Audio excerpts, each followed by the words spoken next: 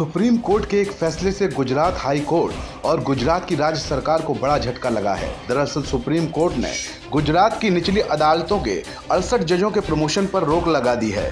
Supreme court ने आदेश में कहा है कि जिन जजों को प्रमोशन दिया गया है फिलहाल उसे रोककर उनके मूल पद यानी पुराने पद पर वापस भेज दिया जाए। ये जान लीजिए कि इन जजों में वो जज भी शामिल हैं जिन्होंने मानहानि के केस में राहुल गांधी को दोषी ठहराया था और सजा सुनाई थी।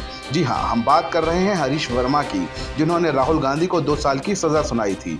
सुप्रीम कोर्ट ने अपने फैसले में गुजरात के 68 न्यायिक अधिकारियों को जिला जज के तौर पर प्रमोशन की सिफारिश और उसके आधार पर जारी नोटिफिकेशन पर रोक लगाई। सुप्रीम कोर्ट ने कहा कि गुजरात हाई कोर्ट की ओर से यह सिफारिश और उसके बाद राज्य सरकार की ओर से उसको लेकर जारी नोटिफिकेशन गैर कानूनी है और सुप्रीम कोर्ट के फैसलों का उल्लंघन है।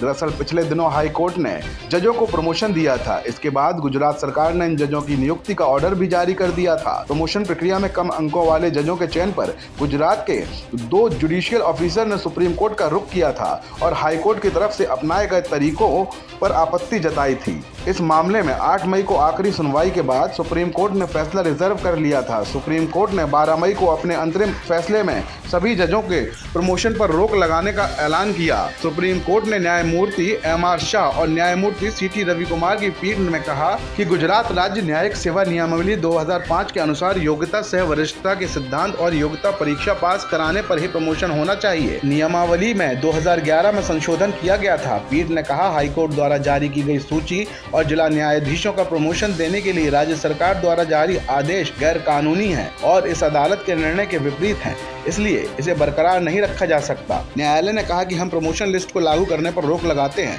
प्रमोशन पाने वाले संबंधित अधिकारियों को उनके मूल पदों पर भेजा जाता है जिन पर वो अपनी प्रमोशन से पहले नियुक्त थे। शीर्ष न्यायालय ने प्रमोशन पर रोक लगाते हुए एक अंतरिम आदेश पारित किया और मामले को सुनवाई के लिए उचित पीठ के समक्ष सूचीबद्ध करने का निर्देश दिया, क्योंकि न्यायमूर्ति शाह 15 मई को सेवानिवृत्त हो रहे हैं। जस्टिस शाह ने फैसला पढ़कर सुनाते हुए कहा कि प्रमोशन निश्चित तौर पर मेरिट के साथ साथ वरिष्ठता के सिद्धांत और सूटेबिलिटी टेस्ट पास करने के आधार पर होना चाहिए। हाई कोर्ट की सिफारिश और उसके बाद सरकार का नोटिफिकेशन गैर कानूनी है। इस खबर में अब इतना ही। आप बने रहिए कालखंड के साथ।